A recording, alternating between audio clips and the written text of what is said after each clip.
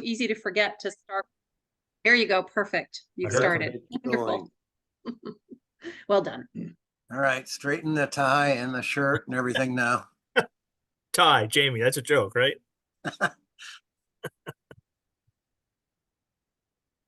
Well, the numbers are coming in here. We're up to 17. That's nice. That's nice. Yeah, we had a number of people who responded and were interested, and then a number who couldn't make it tonight, but wanted the recording. So Louisa, your fan base will be far broader than those present tonight. All good. For sure, right people to show up.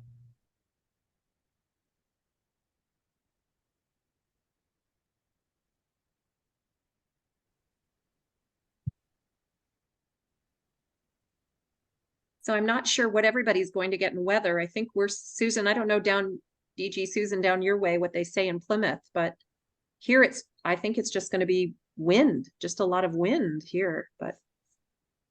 Yeah, it was a little blowy through the notch. Yeah. Yeah. I probably won't take the Kangamangas back. That's Hanging on by probably your wise fingernails. tonight, yeah. I'm joining you folks from South Florida. Well, Oh, Tom, nice. thank you. Thank you for coming all that way. And I'm sure it's beautiful down there. Well, it is. I'm with my daughter and her family, and her twin grandsons turned 24 today. So Oh my. My goodness. Wow. we're having a nice party. Nice. That is Turn nice. that one off too. Well, thanks for taking the time. Excited. Glad to do it.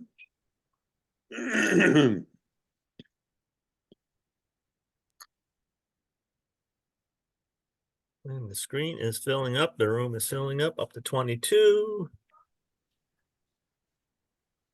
And we I know several from Ossipee Valley were planning to join. Nice.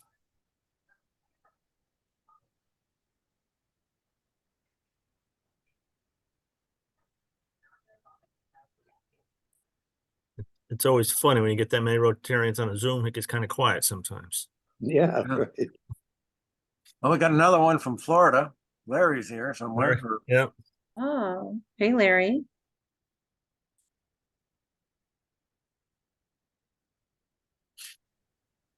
I see Catherine and Ted and David and Paul. My goodness, it's quite a crew here. Good. Caroline, where's your mirror? Where's my?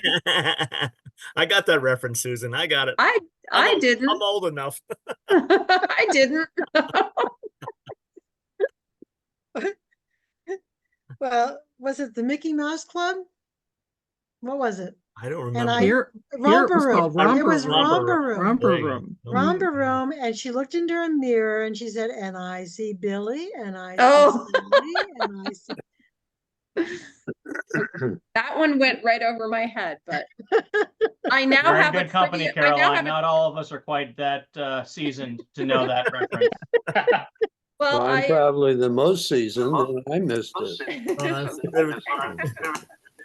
But the good news is I now have an answer to it, my next trivia question in, trivia night. So that's good.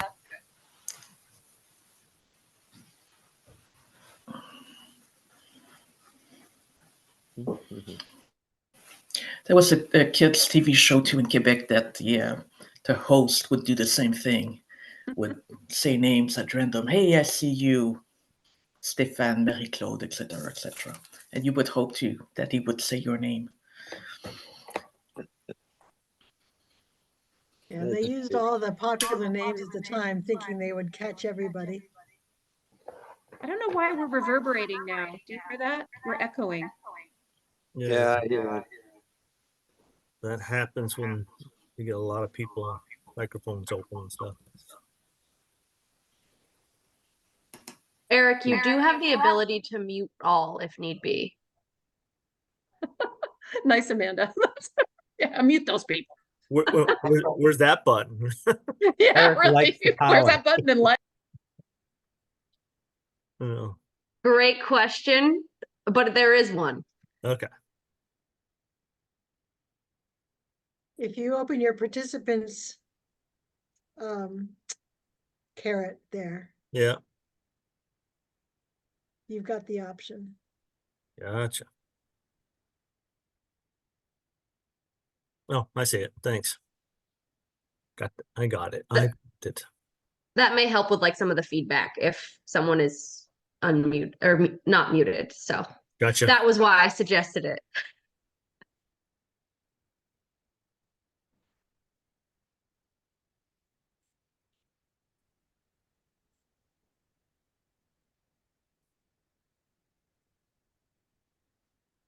Good joke.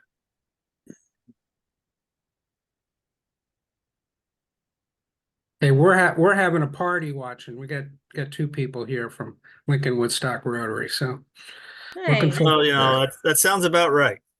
I think we'll have a couple or other remote. We'll see, but Perfect. We'll give it one more minute or so, just because we're right at that 7 o'clock hour, and just to see if there's any others that might want to straggle in. Yeah, I'm still hitting a fair number of admit Are you? buttons. Oh, good. You're gonna look after that, Jamie, for me. Thank you. I'll give it another. So I'll give it another minute, and we'll start at 7:01 just to be fashionably something. Yeah, we're up to 42. I don't know if I had a goal, but so far my goal has been met.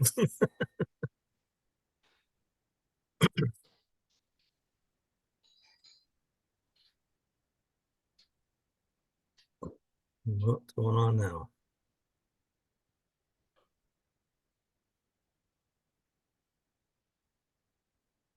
Just lost control, Eric. You just lost control. Apparently Linda I did. shared her screen. Who is Linda? And how does she have that ability to do that? How do we get it back? Okay. Who did? Linda? Linda needs to stop sharing. Yep. By clicking the top of the screen. I think you can take over control as well, but I don't have access to what you see. So, oh, there we go. Oh, so there we go. I think I just hit the right button. All right, I took care of that problem. Good. Okay, people are going to come in, but I'd like to get started. First, I'd like to introduce myself. I'm Eric Deneau from District 7850. I am from the Rotary Club of Middlebury, Vermont. I am part of the district membership team. I chair this as the head, but I actually chair it with a great team of people. Jamie Mill and I work very closely together to work on growing membership in District 7850. So we, as a membership committee, have been working pretty hard, trying to get the best information out to the clubs so that they have what they need to help grow their clubs and inspire their members to bring other members into this wonderful organization that we all belong to. So tonight we are very fortunate to have Louisa Horne with us to give us a presentation on membership and how to make your club irresistible. That's a great word, and I can't wait to hear what she has to share with us. Louisa Horne comes from the Rotary Club of Halifax Harbor, which is in Nova Scotia. And she's a past district governor and was in the district governor class of 2019-20. She is currently an innovative club advocate lead for Zone 28.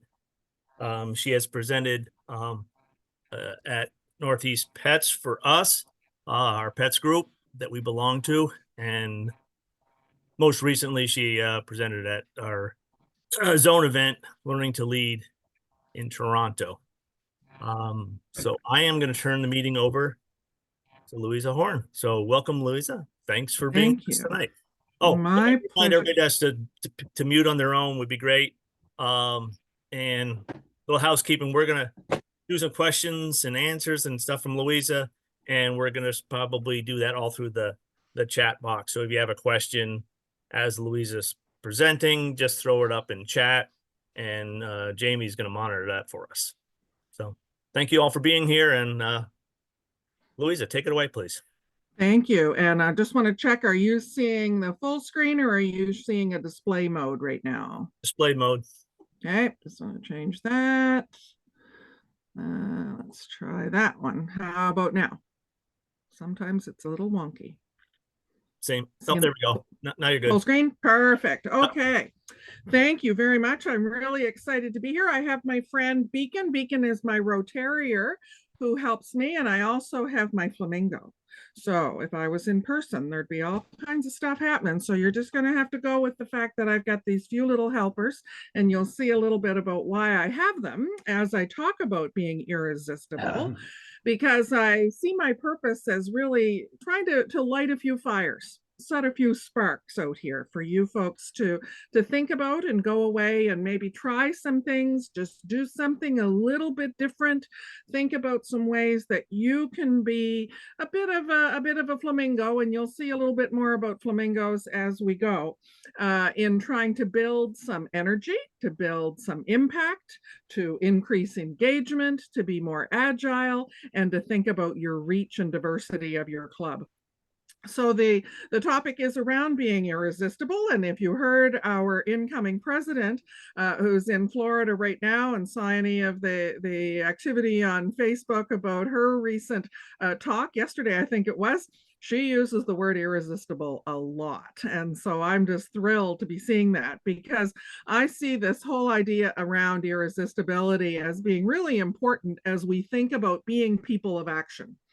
And if we focus on that and that idea that that's what we are, we're supposed to be people of action, we often are going in some different directions. We're often not just exactly sure what direction we need to be going in. And part of what I talk about is how to take those 4 priorities of our vision statement. And our vision statement, of course, is around having lasting change, having impact, making a difference around the world, in our communities, and in ourselves. And we have a very clear roadmap of how to do that. We should be, with everything that we do in our clubs, be thinking about, are we having impact? Are we engaging people? Are we prepared to adapt and be agile? Certainly we've done that through COVID, but are we prepared to do that as things change around us? And are we thinking about our reach, particularly as it relates to diversity and inclusion? And I think more and more we're going to hear the word belonging as part of that, because research around the kinds of things that encourage people and motivate people to participate in groups like Rotary is about belonging. And so all of those things come together. Now I've adjusted it a little bit here so that I can remember those 4 things. So I've made it work with this acronym LEAD. But the 4 that Rotary talks about are impact, engagement, adapting, and diversity. Now, I should say that I'm going to just go through this conversation with you, but in order to have it be a conversation, please be very free to put your questions in the chat. Jamie's going to help me and interrupt me if there are questions that should be interrupted for, and I'm happy to do that, and I'm also happy to take them at the end. But if you think of one, write it down so you don't forget it. So flamingos, you might remember a couple of years ago, Barry Rasson had a photograph of himself on the front of the Rotary magazine with a group of flamingos walking in front of him, and a couple of them were going the other way. And you'll see in this particular image, a couple of these are going the other way. We've got this whole flock of flamingos going in one direction, but there are a few that are brave enough to go the other way. And Barry made quite a little story about this, and I love the metaphor of flamingos of change. And so I've continued it, and Barry did too. He had pins. People started giving me flamingos as I was talking about them. And the whole concept of thinking about being flamingos of change is one that's really stayed with me, and it's one that maybe will stay in your mind to see, are you a flamingo of change? Are you somebody who has the courage to go against the way we've always done it? That's what we've always done. That's not what Rotary does. All those kinds of things that we say, and say, well, let's just try this. Maybe we could just try something different. So how many flamingos have we got? We need flamingos if we're going to make a change in Rotary, which we need to do. We need to think about being irresistible because in North America, the number of Rotarians has declined year over year, every single year since the mid 1990s, every single year. So we could say, well, what are we going to do differently to make that make something change there? That's certainly part of it, because we keep doing the same things over and over. We keep our meetings looking the same in many cases. We have the same customs. We have the same rituals, and some of them are great and some of them work, but some of them maybe aren't so irresistible to the people that we would like to attract. Right? We got to think about the people we have, but we also have to think about the people that we would like to attract. So easy to say, irresistible. What do we mean? Well, my club meets on Friday mornings at 7:15 in downtown Halifax, and I live about 40 minutes away. And on a cold, snowy, dark Friday morning, I have a choice. I could stay home. I could not go at all. I could participate online because we have hybrid meetings, or if it is so enticing and attractive and tempting and alluring that I'm going to crawl out of bed and drive in the dark and possibly the snow to get there, that's an irresistible situation. It's got to take a lot to make that happen. And fortunately, most of the time, it does for me. So it's irresistible in that there's no desire to fight it. You're prepared to just do what you need to do to participate. And it's not just something that we talk about within Rotary. I was quite delighted to discover that Deloitte, in fact, had described what they call irresistible organizations. And these were the characteristics of those organizations that I think are incredibly relevant to Rotary. They talk about it being meaningful. So that's what we do, right? There's meaningful work that we do and it has impact. They talk about supportive management. Well, hopefully we have supportive management and leadership within our clubs. They talk about a fantastic environment, not just a good environment, not just a positive environment. They use the word fantastic environment. Growth opportunities for people. This is an organization. They're obviously talking about what it is to be irresistible to employees. There's growth opportunities. We want that within Rotary, and there's a trust in leadership. So I was quite delighted to see that they were using this same term of irresistible to describe organizations where people really want to work. And I really think about how that then applies to what we do within Rotary. And in fact, are our clubs. Are our clubs irresistible in this way? Is your club like that? And the work that I do with clubs around strategic planning and strategic thinking, and now I use the phrase strategic doing more than anything else, when we stop to talk about what is it that makes a club irresistible, we touch on almost everything that needs to be addressed. And I would challenge you, as you think about your clubs and you think about, are they irresistible or not? I'm guessing you will identify a significant number of things that you could think about to be adapted, tweaked, modified, stopped, started, changed, that might make your club more irresistible. So I usually at this point think about, well, what is it that we often do? What are the signs? What are the symptoms about not being irresistible? What do I see often in clubs that maybe aren't so irresistible? These are the clubs where not much changes. There's not a balance between old and new. And I emphasize that being irresistible and being innovative doesn't mean that you get rid of everything you've always done. It means having a balance between the things that we've done for a long time, perhaps, some of those rituals, and new things that we need to do to be attractive and irresistible to new people, looking at what maybe has become a little bit stagnant. We look at whether or not people are staying. Do new members stay, or is it this revolving door that we hear about a lot with the research that Rotary tells us? People that come in, it's very common that they stay 2 years or 3 years and they're gone.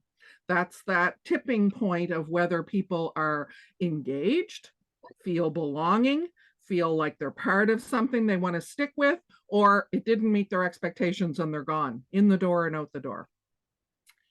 Even more concerning from a signs and symptoms perspective is when the executive members don't stay.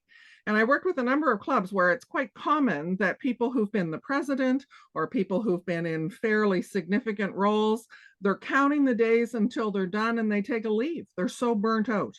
They're so worn out from the work that they've had to do. There's no succession plan. The governance is not what it needs to be, and they don't stay. That's a big sign for me of a club that's not very irresistible. Similarly, when people are not inviting their friends, their colleagues, their family members, and when you talk to them about who have you invited lately, well, you know, I'm just not sure. There's a few things going on. I just kind of am not sure that they'd like it. That's a sign. Diversity within the club, and diversity has many lenses. We often sort of default to thinking diversity just means one thing, but there's a lot of types of diversity. And when I hear clubs say, or people say, well, there's not much diversity in my area, I don't buy that. There's age, there's gender, there's educational background, there's work type and classification, if we use that term. There's all kinds of lenses of diversity other than just ethnic background, all kinds of them. So you have to think about all of those lenses and recognize that diversity is a big part of being irresistible for people. Small group doing too much. Probably heard that before, that burnout again, or protecting things. I've been the treasurer for 10 years and I'm not giving it up. Same old projects, not the engagement, not the variety, not the passion.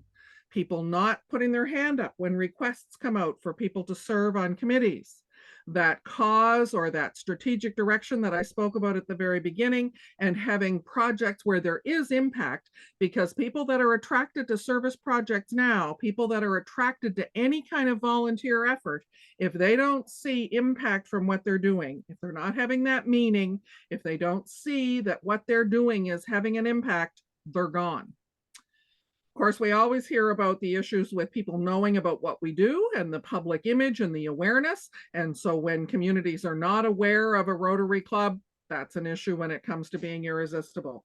So those are kind of my top 10 signs and symptoms of clubs that are not irresistible. And I could expand that to say the same kinds of things for districts, because we look at that and whether or not a district is irresistible as well.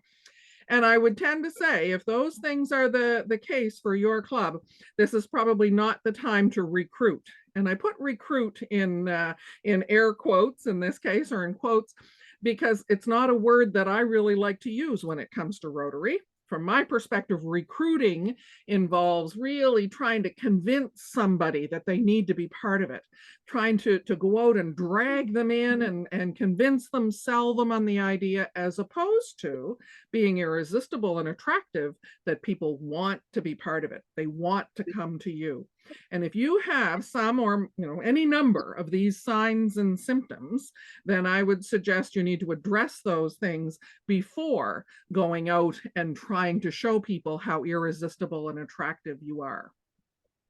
Now, the other thing I want to talk about a little bit, because I know this is a topic of conversation within your district and beyond, is the idea of new clubs and the kind of flexibility that we have to think about new clubs. And this is a really important thing for existing clubs, because sometimes we have existing clubs where there's a lot of resistance to change, where there are people that are maybe not very happy with the existing club and might leave Rotary, unless they have encouragement to maybe look at a different club, a different model of a club, a new area that needs a club, or a new cause or interest that would benefit by a new club.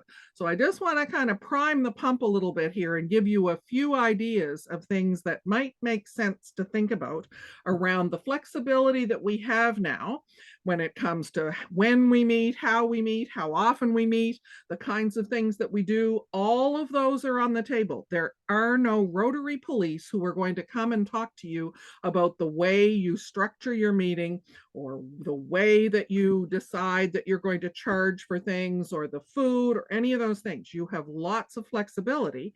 And in fact, passport clubs, for example, are clubs that can meet as infrequently as once a quarter. not just once a month or once every 2 weeks, but once a quarter. That is possible. My goal here is just to tell you a little bit about what's possible so that you open your mind to think about things in new ways. So we have all this flexibility with how our traditional clubs meet. We have satellites that are possible. We have these passport clubs that can be global or local. And then relatively new, and you may have some that you've heard of, and I'm going to show you a few examples: cause-based clubs, interest-based clubs, corporate clubs, alumni clubs, impact clubs. If you can dream an idea of something that you think would attract people to do good work and to be involved in service that has impact in your community or beyond, you can probably do it. So here are a few examples that you may not know are even possible. I'm not going to talk about them all by any means, but I just wanted to show you a few to, again, just sort of prime the pump here. So you'll see in the middle at the top, Rotary Club of Motorcycling Rotarians. Now you may say, wait a minute, that's a fellowship group, Rotarians that are motorcycling enthusiasts. Yeah, it is a fellowship group, but there is also a club of people who are motorcycling Rotarians who have chosen to build a club around that interest that they have, and they do service as well. Similarly, you'll see a golf satellite down below where people meet at a golf course. I'm imagining that they play a round of golf, and then whatever hole they end on, they come back and they have their meeting and they do some planning and they do service. That is possible, to build a Rotary Club around a special interest. It's also possible to build it around a place. So you'll see the Rotary Club of Bentley, Cheshire. That's all people that work at the Bentley car company in the UK, or the Niagara Medical Campus, all people that work at that medical campus. And you'll see veterans, you see ending human trafficking, you'll see global trekkers, all different ways of people coming together. And in the middle, the Club of the Friendship Knot. Probably can guess that's people who have a history with or a connection to the scouting movement. And so they've come together around that to form a club. Travelers, cultural arts, travel industry, an e-club built around watersheds and endangered species. All possibilities. One at the top there, the Minnesota Pride Rotary Club. Those are all clubs that exist. And my personal favorite is this one, only because it's the cutest. This is a club that actually exists in Australia called Koala Lovers. Now, they're not just doing Rotary around koalas, they're focused on endangered species, but they figured out a way to be attractive and to be somewhat irresistible by positioning themselves around that interest. I'm going to stop for a second because I see there's a few comments in the chat. I haven't looked at them, but I'm going to give Jamie a chance to tell me if there's anything I should know. There's some chat going on. I think the real one question is from past District Governor Caroline Earle. Caroline, do you want to state it? You want me to read it? You can read it, Jamie. That's all right. And so she says, I'm very interested in the growth opportunities. Does that mean growth for the individual, the club, or both? In leadership or in members, or both? I love that question, and I'm going to ask you to hold it because I actually address that in a little bit, because growth can mean growth in a whole lot of different areas. It is absolutely not just growth in numbers on your membership list. And we sometimes get hung up on that thinking, oh, we're going to grow, it means we need more people. It may not mean that at all. Hey, so hold that thought. Louisa, a little bit more detail. If we're going to start a new club because we saw something we like, how many people do we need? Depends. You can start a satellite with just 8. You can start a new club, a freestanding one, but the easiest way to go is a satellite first, right? Because it's just 8 people that don't need a whole separate structure. They can be a satellite that meets at a different time, a different place, a different cause, a different project, a different interest group. You can add that to your club and increase your club's capacity for doing good work. And it may not ever spin off, right? There's this thing around some clubs thinking, oh, I don't want to start a new club because maybe those people are going to come to our satellite and then they're going to leave. And we've done all that work. We've created that and then they leave. That might happen, but it doesn't have to happen. It can be structured in a way that it is just another part of your club and it stays with you. So those people don't necessarily spin off, or if they do, that's okay. And that's a good thing. You've done that and you've created this additional capacity with a partner organization or a partner club that will help you do even more. So I generally think in terms of that 8 for a satellite. Great, thank you. Okay, we'll keep going. So back to that line I said before, if you can dream of an idea, whether it's that you're part of a group of people that have an interest in yoga and you meet every week around your yoga club or your yoga group and you think, gee, we could do more. This is a group of people that could come together and do service to help our community. You could do it. You come up with the idea, you come up with the concept, and it is possible, and there's help to make it happen. So another thing that I do, so I talked about my little friend, my Rotarier here. Beacon is my Rotarier, and Beacon was my spokes dog, and Beacon travels with me. He's also his very own Paul Harris. He's the first dog to get a Paul Harris Fellow of his very own for the work that he did with me when we were serving in the role of district leader. But this picture of Beacon looking in the mirror is an important one when we think about our clubs, because part of increasing the irresistibility of your club is being prepared to look at your club realistically, to look in the mirror. We talked about the mirror earlier on when we were reminded of a children's program where they looked in the mirror and saw people out in the audience. In this case, Beacon's looking in the mirror, and he's not being very realistic. He's actually seeing a real dog. Beacon thinks he is a real dog. He's not, but that is not Beacon in the mirror. We kind of do that with Rotary.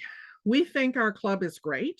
We talk about our club being fantastic. We talk about all of the wonderful things that we do, and we don't always have a realistic moment of truth, moment of time where we address the issues, whether it's those symptoms and signs that I talked about or some others.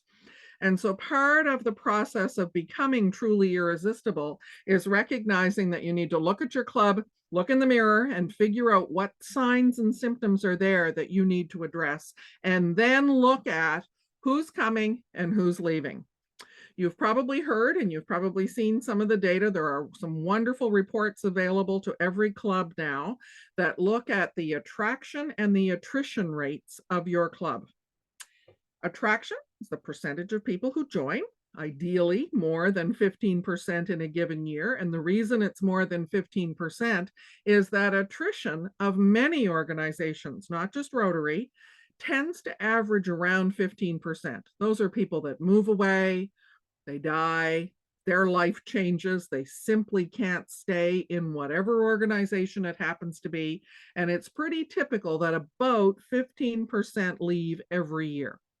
So that means if you have a club of, say, 40 people, you can be pretty sure that about 6 are going to leave every year. That's just the way it is. For no fault of your own, that's just normal stuff. That means to grow or to maintain where you are, you need at least 6 people to come in, and you need more than that if you want to grow. So what we generally say is that the attraction rate, ideally more than 15%, must be more than your attrition rate if you are to continue to have the capacity to do the work that you're doing now or more. But in all cases, no matter what those numbers are, your attraction should be at least 5% more than your attrition. And you as club leaders have those data. You have access to data that would tell you what your attraction and attrition rates are. We can help you with that if that's not something you know where to find or how to interpret the data. We can help you with that at the zone levels through your membership chair. If your membership chair needs some help, there's zone people that can certainly help with that. But it's an important thing to know as you look in the mirror to know what is our attraction, what is our attrition traditionally, and how can we then look at the pattern in our club to see, are we growing, are we steady, or are we declining? So if you have a high attraction rate and a low attrition rate, you've got a good growth culture. The opposite, a high attrition rate and a low attraction, danger zone. You're in a serious decline there. If both of them are low, club's probably getting older every year. The average age is increasing by 1 every single year, and that club will age out. And we have a lot of those clubs in North America that were in the past quite large. We had one in Halifax, the old Halifax Club, that was the first club in all of Atlantic Canada. It was 200 at one time. Well, 2 years ago, they were down to about a dozen, and they were all fairly mature. We used to joke that some of them were still some of the charter members. The club was over 100 years old, and people used to say that, yep, I still got some of those folks around. Unfortunately, they did not have the agility to do what they needed to do to adapt over the years, and that club ended up having to merge with my own club, and we took on their charter because we didn't want to lose that first charter. But that club was aging out.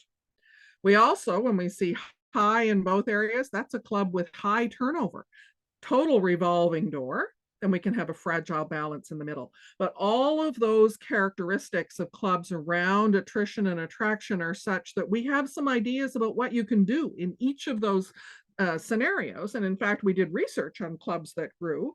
In the last couple of years, we've done a lot of research on growing clubs, and people sometimes think, oh, what clubs are actually growing consistently? Well, we had 85 clubs that we surveyed that had had a net growth of 10 members with growth in 3 out of the past 5 years. So not just a one-year wonder, but consistent growth in clubs of all sizes. And it was pretty clear what those clubs had in the way of attributes. They had those things which were the opposite of the signs and symptoms that I spoke about to be irresistible. They had that effective, intentional leadership, not just by chance, but there was a real plan, a real intention to govern well and to have good leadership. They had that engagement that we know we need from the standpoint of those action, people of action types of priorities of engagement. Of course, they had dynamic and meaningful service that had impact. Back to that characteristic of what it takes to be irresistible, meaningful work. People knew about them. They had strong public image, and they had that diversity, equity, inclusion. This was research on those 85 clubs that were growing, and the results totally aligned with our priorities. Like, it was almost too good to be true that you think, seriously, did this really happen that way? Yeah, it really did. Impact, engagement and leadership, agile, they changed, they were dynamic, and they had that diversity, equity, and inclusion. Bang on. We now know more about how to do those things. And that's another whole presentation that we could do another time of how do you take those action priorities and make them, real on the ground for your clubs. I'm guessing you would have some pretty good ideas about how to do that yourself, but there are now some really specific things that we've learned from additional research we did in the last year of these growing and successful clubs. Jamie, I'll stop again. I can't see the chat unless I go to where I am, but I'll just ask you if there's anything I should know. And you're muted, my dear. I don't believe so. I'm trying to read the last one. Okay. Maybe they're telling me to slow down or stop talking. That's okay. No additional questions. Some chit chat going on, but no additional. Okay, chit chat's good. This is great. Chit chat's good. We'll keep going. Okay, so keep those priorities in mind. Keep these attributes of growing clubs in mind, and keep what it takes to be irresistible in mind. Those things all tie in together. And so if I was you as a club leader, if I was you as a club member that wanted to look at how to maybe bring a little bit of diversity or a little bit of change or a little bit of transformation to my club, I would come up with a question like this. And I would say, let's imagine, what would our club look like if we doubled our growth or doubled our impact? You could define growth however you want. We're going to come back to that. But what would it look like if we were the most irresistible club in our town? What would it look like if we had greater impact? If whatever it is that we do now, we doubled it? What would that be like? And what would we have to do to make that happen? That's the kind of question that can drive your transformation. You don't have to get into the traditional kind of strategic planning of strengths and weaknesses and opportunities and threats. Those are great. And I do that too when I'm doing sort of traditional strategic plan stuff. But when I'm looking at action, When I'm looking at a club that needs to take some action to do something different, I go to a question like this and say, what is that aspirational kind of picture down the road that you want? We want to double our impact. Okay, what would that look like and what would you have to do to make that happen? So I challenge you to think about how you would word a question like that with your club, to have that kind of conversation that ties into all those other things that I've been talking about, because it will tie into the action plan. It will tie into those 4 priorities, because it can't help it. Those will be part of it. So how do you do that? Well, you could tweak a little bit. I've got 3 pictures here of an old house that looks a little bit beat off. Then it could be dressed up a little bit, or you could blow it up and come up with something totally wild and crazy. I'm not advocating that. I'm not saying that you should take that lovely old house in the middle and turn it into something totally wild, but you could create something that's completely different in order to be irresistible, right? That's the goal here. What is it going to take? Because there's no one answer. I don't have a recipe for you. And the new theme for next year around the magic of Rotary, I had to laugh because I use that kind of language as well. I think I'm on the same page in many ways as the kind of thinking that Stephanie's doing around being irresistible and bringing that magic to play. But there is no magic bullet. There is no recipe. There's no silver bullet here. Every club is going to be different in how you implement the things that you need to do to get to that outcome that you're looking for.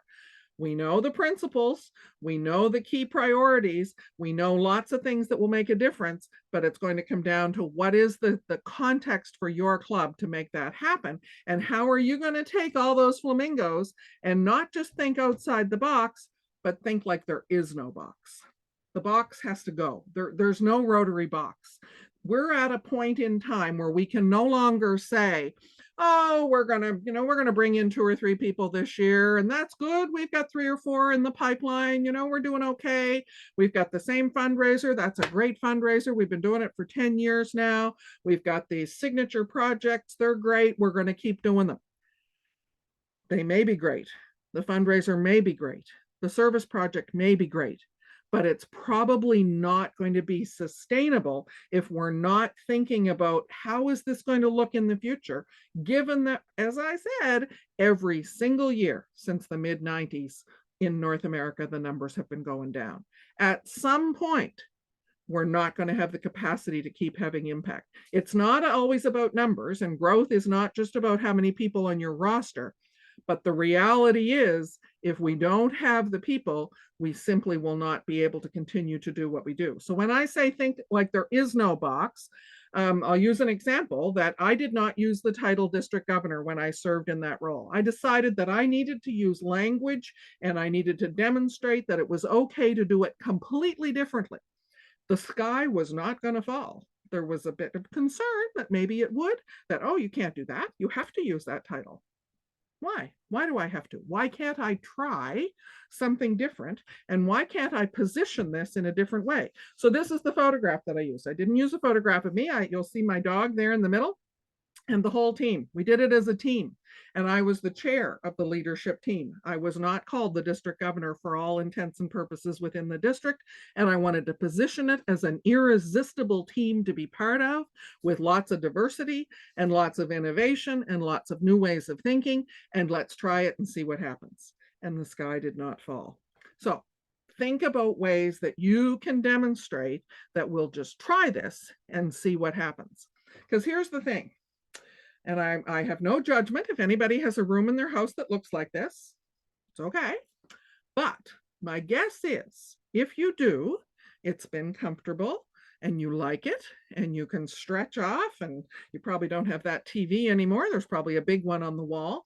But if you were going to sell this house, I'm guessing that a lot of us would be encouraged by our real estate agents to do a little bit of work and to do a little bit of staging, because it doesn't work now. It doesn't work for people that are looking to buy that house now. It's been comfortable for us for a long time, but it doesn't work anymore. And that's the same thing with our Rotary clubs. They're comfortable. We're used to it the way it's been. We like to sit where we've always sat. We like to have the same routines, but it may not work for the future in the exact same way. We're not going to throw out the baby with the bathwater, but we may need to be prepared to do some things a little bit differently, because the reality is, if we don't change anything, nothing is going to change. That's the profound statement of the night, that we tend to think that we just have to want it a little bit more. We want to grow, we want to do different things, but we're not prepared to do the hard work to make it happen. I always include this as well, because I've had people point their finger in my face. Not this guy, this is a picture that I just found, so I don't know who he is, but it is very common, much too common in my view, that we have clubs where there are issues that need to be addressed before clubs can be irresistible. There are cultural things, there are inappropriate humor issues. I am shocked at the number of times when I do presentations or work with clubs and talk about bullying, that people come up to me afterwards and say, it sounded like you were talking about my club. We have that issue. We have that problem with inappropriate jokes. We have that problem with bullies, and you simply have to address it. Not everybody is comfortable addressing it. I've had to do it with past district governors, and it's not fun. I had to do it with a sitting district governor a couple of years ago. Definitely not fun, but it has to happen. The unfortunate thing is that very often people will say, oh, that's just so-and-so. That's just the way he or she is. Just don't worry about it. They give a lot to the foundation. So just don't worry about it. How many people have left? How many guests have not come back? How many people have joined and left within a year or two because of bullying, because of issues of the culture within your club? So I always put this in here because it's one that people sometimes don't want to talk about, and the 4-way test doesn't always apply to everything within our clubs. And if this is an issue, it has to be dealt with before your club can be irresistible. Okay, now flip it around to say, what are the top 10 moments of truth in terms of making sure that we are irresistible? What do we do? Here they are. Do they know you exist? All of those public image things and the community engagement with partnerships. We absolutely know that clubs that have been most successful in North America, they have partnerships. They've gotten over this idea that our Rotary Club has to own it all. It has to be our name. We have to have our name on it and nobody else's name. Get over it. We cannot have the impact that we need to have unless we're prepared to collaborate and work with others. People see meaningful impact. There's community connection throughout, and people are wanting to be part of that because it's meeting their needs. They're not coming into a generic Rotary Club that does a little of this and a little of that, and oh, you can be part of this committee and part of that committee. They see a way to make a difference with something that they care about. Okay, why did my thing not click forward? There we go. Can people find you? Can they get to you? Is it convenient? Look at your cost, look at your food, look at whether or not you're doing hybrid meetings and the technology works. Look at the agility of your club. Do they know what they're getting into? Do you have an orientation? Is it transparent? Do they know what the costs are? Do they understand what the expectations of them are? We often are not very upfront with that with people as we get started with new members. We often don't tell them the whole story until they're in there, and they need to know that upfront. What about the leadership? Is there a strategic focus? Is the governance in good shape with well-organized committees and lots of structure to know that the meeting starts and ends on time? Lots of time for other stuff too, but we know that the things that need to happen from a teamwork perspective and an accountability perspective are running smoothly. Critical.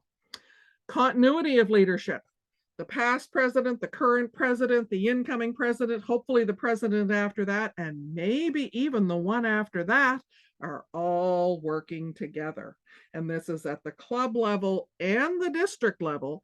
And if we don't have that, we are not going to have that irresistibility, because this year it's one way, next year it's another way. And people, that's not what people want. That is not the kind of continuity and clarity that people are looking for now. It may have worked well in the past, not so much anymore. The culture of the club. Back to that issue of, is it flexible? Is there lots of variety? Is it fun? We know that that's a key thing, and a lot of people say that's the fifth part of the 4-way test.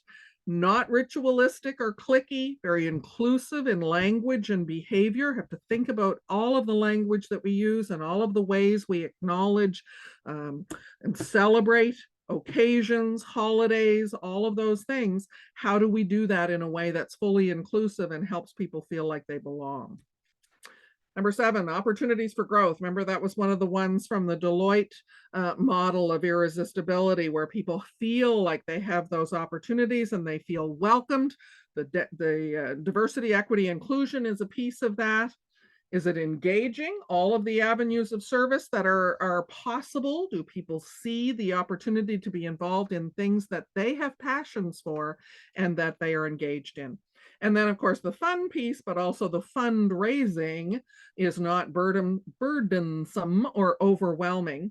Clearly with accountability, so people know what's happening. There's good reports, good financial management, transparency with all of that, and it's effective. Those things absolutely must all be in place to be truly irresistible to people, and which is important in terms of what we're talking about tonight with membership and new clubs.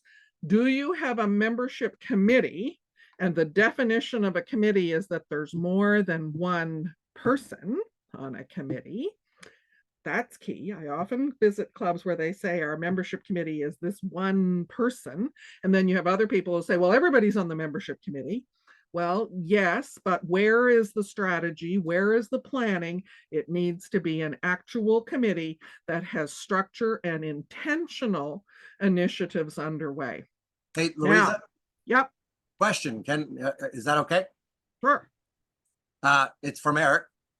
You may have covered this one, but I'll read it. Is there a first step clubs can make? You just listed out 10 steps, but and if you have a better first step, go right ahead. But he then has a couple of, I think, good questions. Way of building consensus within your club, as well as then do surveys work? Absolutely. Surveys are very important. And if I was doing that look in the mirror thing, and in fact, we did this when my club did a major transformation about 10 years ago, which was sort of the start of my path to doing more within Rotary, was leading that. We did do a survey, but we went to an extra level and we did interviews with every single member. So one-to-one interviews, and with people who'd left. We tried to find as many of the people who'd left as possible, and guests who had come and never came back. And we did interviews with them. So you want the real data. If you just talk to the people that are there that are happy, you're not going to find out why the people that left.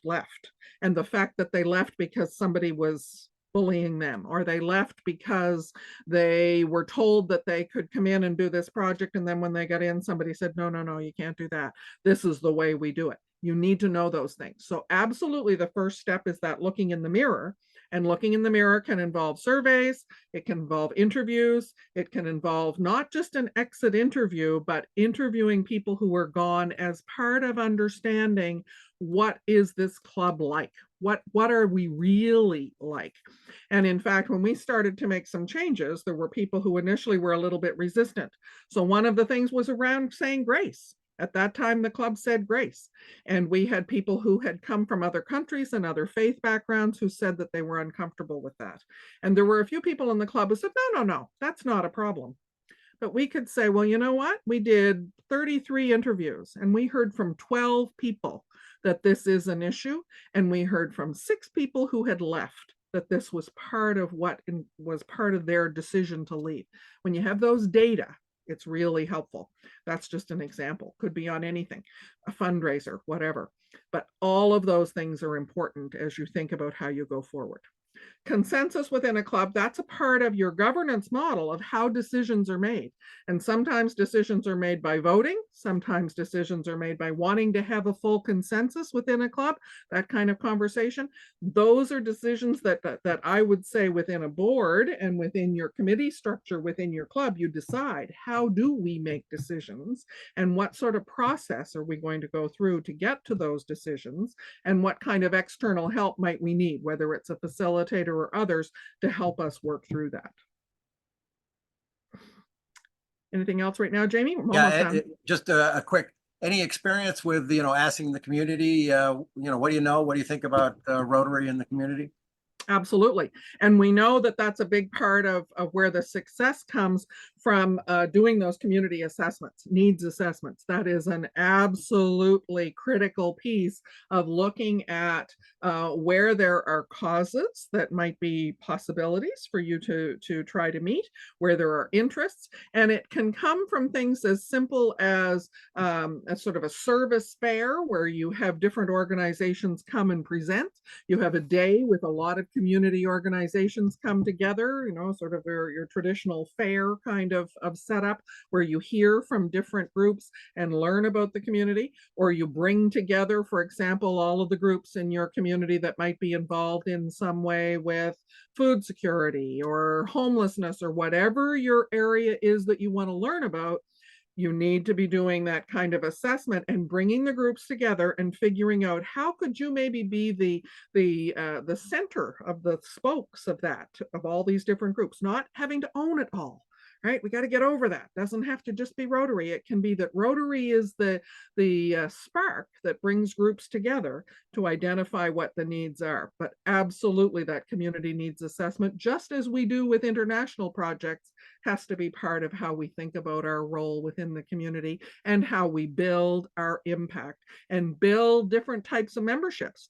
We may have more Rotary friends and Rotary supporters that aren't necessarily full-fledged members, and that's okay too. Those are people that are supporting us and helping us build our impact. And the questions, we have a couple, we have one more, and that is, particularly you did a bunch of interviews. The question is really, it mentions exit interviews, but maybe in both. How do you get honest? Do you have any approach, any tips on how to get an honest answer? Yeah, it was a great club. I don't want to be a member anymore. It doesn't tell you anything. It doesn't tell you anything. And most people will say, oh, time, I just didn't have time anymore. We made sure that the people who did the interviews were carefully selected for who to call who. So it wasn't that I called my friends, so to speak, or my best friends. In some cases, we had new members making calls to people that had been around a long time, and they had very specific questions about the club, but then they also had how to drill down a little bit. So when somebody said, well, I left because I just didn't have time, we didn't just accept that. We wanted to know more. So can you tell me more about that? Where was the time challenge? Where was it that became an issue? If the time wasn't a factor for you, would you come back? Would you be willing to come back again? Well, I don't know. Well, then, it's not just time. There's more. Well, what other things might have influenced your decision making, right? So it can't just be that you talk to your 3 main people that you always sit with every week. It needs to be carefully planned. The other thing we did with some of them was we had a student. We hired a student. And we did this at the district level too. We hired a student from the university to call. We had the list of all the people who'd left, and we said, you just start at the top and start making phone calls till you get 100 people. We want interviews with 100 people. And so they did that as a research project, as a student, all anonymous, and we got some pretty honest feedback on that one. So there's different ways to approach that. I want to answer the question that we had before about how do we define growth, because this is a pretty key thing. The first thing we always think of is the number of members, and that is absolutely a key measure of growth. So is the number of clubs and the number of different kinds of clubs, which is why I wanted to spark that idea in your mind. But it's also growth in diversity. My club was the first club in the world to walk in a pride parade. That was quite a few years ago now. And it started a change in how the club was seen in the city and in how the club looked at itself and in our language and in our approach. And it was very shortly after that that we started to see it in other places. But we started that kind of conversation from a diversity perspective to look at a whole area of sexual orientation that we had never talked about before.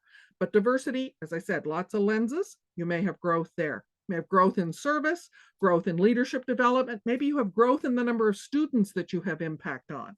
Maybe it's engagement, the number of people that are involved in projects or the number of partnerships that you have. Maybe it's the first foray that you've had into some sort of international activity or youth activity. Growth can be in all of those areas. It can also be in the awareness and public image side. So you have to decide, and they're all good. They're all good, and you can pick one or you can look at several. But growth is all across those things.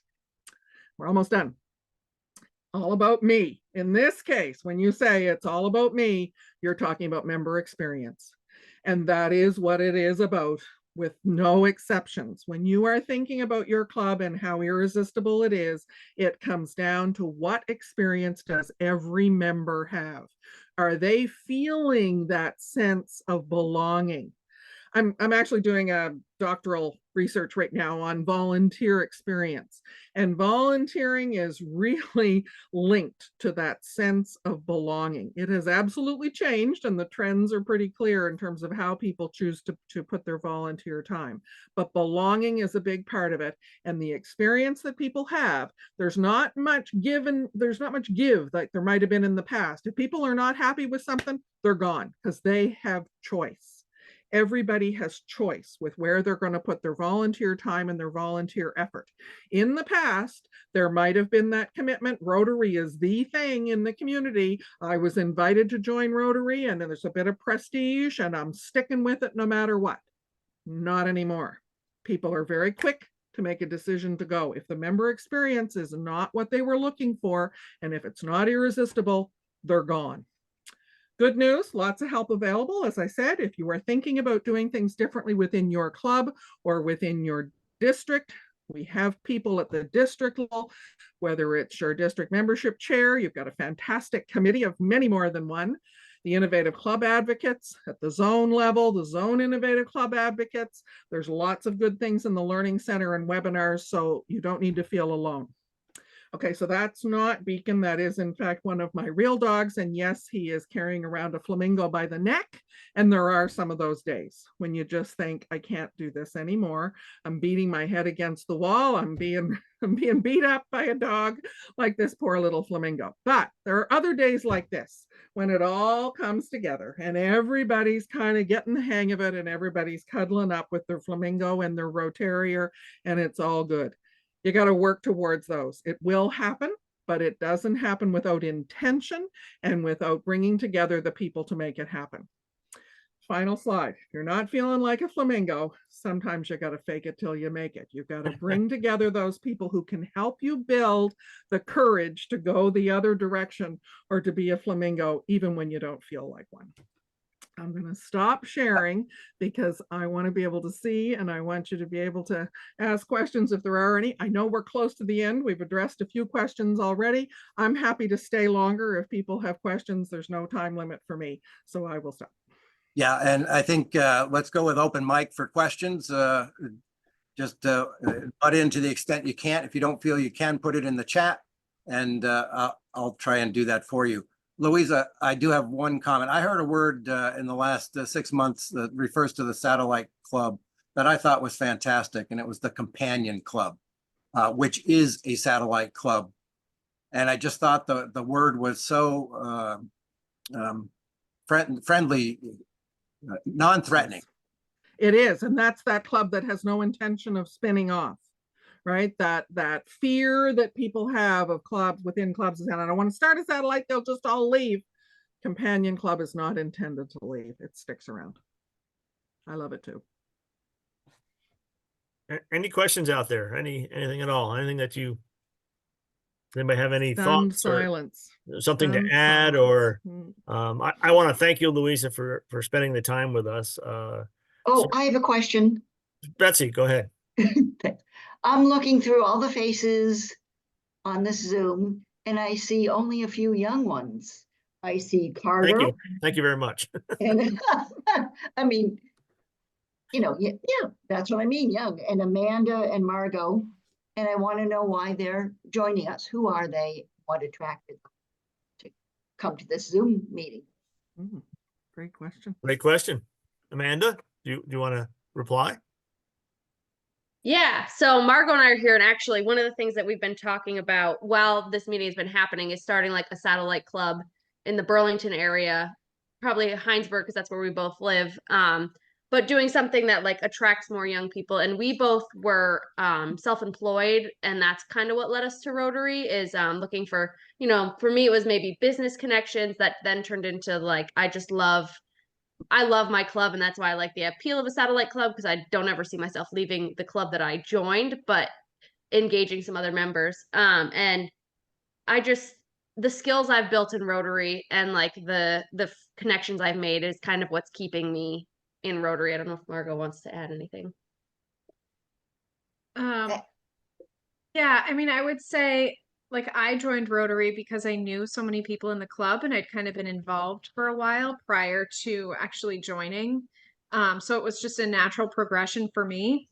But being self-employed, I have the flexibility to be able to join. And I know a lot of people in my sort of age group that are in a position where they can't give kind of that, I guess the time commitment, or they can't make the time for our club. And so my huge takeaway from this, which I was, hoping to kind of hear some ideas on how to attract younger members, is definitely the satellite option and finding a way to sort of bridge that gap of what we sort of lack in our club for, age range, and make it more accessible for people. Fantastic. Those are just absolutely spot on in terms of what generally attracts people. So Amanda's saying that, the business contacts, but then you kind of get into the other part, right? That is absolutely classic. And that's exactly what we see over and over and over. So great comments and exactly what needs to happen.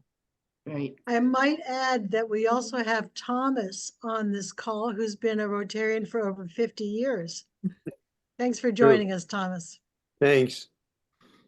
Just to answer your question there, Betsy, I agree with Margot in the fact that the younger population doesn't have the flexibility. Similarly, I work in real estate and my office is very close to where we hold our meetings, so it works. And I'll be stepping into the membership chair position as to kind of be more involved in my Rotary Club instead of just a active member as well. Good. A lot of realtors seem to be in Rotary, and that's a great connection. Great business development. Nice. Thank you. That was great. Anybody else have anything else to add, or yeah, Pam? You're muted, Pam. You're still muted, Pam. I gotta find it. There, I found it. There you go. Different things on different places. So this has just been wonderful. I've got some great notes here, and I'm very pleased to see the number of members from our Ossipee Valley Club present and learning this wonderful stuff. It's great. We're in a rural area, and so many of us in northern New England live in rural areas that are have distinct needs and lots of stresses in their community, but also people who work hard and also with legitimate time. So I'm wondering if you can have focused on that in terms of engaging the people in more rural areas. Urban areas have a bigger pool of members to even think about. We have a pretty small one. Yes, it's certainly a smaller pool, but my experience has been that there are fewer opportunities for people to be involved in things as well. And often Rotary has an advantage in some rural areas for not having the range. I mean, certainly in my own district, some of our largest clubs are in rural areas, whereas in the cities, there's so many different volunteer demands and choices of things to be involved in. So there's leveraging the fact that you may have a bit of a unique position, but also, the idea that it's easier in some ways to have that awareness, right? You can be the main game in town or in the village, whatever it happens to be, and you can be that spark to bring together those partnerships, which may not be happening in the same way. There may not be the town/village/municipality level of coordination of volunteer things. And so Rotary can play that role, right? In the absence of what, a city might have in the way of departments and municipal functions. In some rural areas, Rotary plays that role. There's a part of Labrador, if you know this part of Eastern Canada, we have Newfoundland and Labrador and part of Northern Newfoundland and certainly the Labrador part. There are a lot of communities along the coastline there that are fly-in or ocean access only. There are no roads to them. Rotary is the first call that is made when there's a disaster in any of those communities. If there's a fire, these are often Indigenous communities, but if there's a fire or if there's some other thing, Rotary gets called first. And it's not in the community necessarily, they have to fly in too, but Rotary is known as the rural support for those communities that in some cases don't have other first responders. So they've built that connection. We could never do that in the city. That would just not happen in the city. But in those rural Indigenous communities along the coast of Labrador, they know Rotary. Thank you, Eric. I see, Frank, you have a question. I don't know, Eric, how long you want to continue officially or unofficially. We'll give it a few more minutes here if it's okay with Louisa, and if you have to go, I understand. But let's hear from Frank. Well, thanks. I appreciate that. I was listening to Amanda and Margot and then Carter, and something was percolating, and so I want to couch this as a question to Louisa, because what immediately struck me was thinking, well, what's the natural demographic if you're looking to attract other like-minded folk? And I'm looking at these folk that are younger than I am, and I'm thinking young professionals. And so I'm just, curious, do we have, is there a target demographic that new startup Rotarian satellites or groups might want to steer toward? That's a great question. Thank you for asking that. I think it is, again, related to the community that it's in. So we know, for example, we have a Minnesota Veterans Club. Okay, people that all either are veterans or have some connection to veterans and want to work to support veterans. They're mostly older. We also have a Rotary Club of Young Professionals. Right? Everybody wants young professionals. I sometimes call them these mythical young professionals that everybody talks about, wants them. There are clubs that are committed to working on career development issues that are obviously going to be more attractive to young professionals. There are communities that are typically attractive to retirees. So there are going to be clubs there that focus on recently retired people, right? It depends on your community and who's there, what are the demographics, and what are the causes and interests that will attract people. So in other words, it depends, and it can go all across the board. We got Peggy. Nice to see you. Welcome. And I see you have your hand raised. I do. Thanks for the invite, Eric. Actually, it's more of a comment than a question. To support Louisa's comments about forming partnerships, that has been one of the primary ways I know our club and many of the clubs in York County in Maine and New Hampshire have grown membership, and that is by the partnerships that we've developed that were there but were strengthened by the pandemic, and all of us working together to meet the needs of our communities. And like we have 3 new members coming on board here at our next meeting, and one of them is the executive director of the senior center, and we're seeing potential there. We formed a corporate membership with the Kennebunkport Parks and Rec. We now have the president of the board of the Habitat for Humanity. So, we've developed volunteers from the community outreach services. I can't stress that enough. And that was my point that I just wanted to say. I couldn't agree with you more, Louisa. Thank you for that. Great examples. Yeah, thank you. John, you have your hand raised.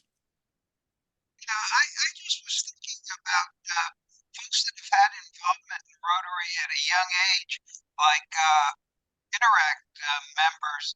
And if there's a way that we can mine alumni from Interact from past years that have kind of gone on into business or just left that web of Rotary, if that could be an area that we could look for. I'm sure there are some records of who these folks are, and perhaps we could reach out to them and do something. That's a great comment, John. And in fact, there are clubs formed. One of the ones on my list was alumni clubs. And those are people that have been Interact, Rotaract, Peace Scholars, Youth Exchange, RILA, any involvement that younger people would have had with Rotary. Unfortunately, you say there's records out there. There might be, but most of the time there aren't. We're terrible at keeping track of those people, and we've not had a history or a process or a culture of tracking them, or even having the data from a privacy perspective and so on. We may not have ever had it, but we can go looking, and it's absolutely an opportunity for sure. Thank you. Great presentation. So I just wanted to thank you again, Louisa, for your time and sharing your thoughts on how to be irresistible. And I thank you all for attending. If the committee could just hang tight for a few minutes after I let everybody else go, it would be great. We can have a little wrap up conversation. But thank you all for attending, and from near and far. I appreciate your time, and again, thank you, Louisa, for yours. Yeah, thank you, Louisa. My pleasure. Thank you. Thank you, Louisa. That was wonderful. Thank you Really very wonderful. fun. Thank Okay, you. bye. Thank you all Thank you. Rotarians for being Thank you. part of Thank this you. tonight. Thank you very Nice much. to see you, Susan.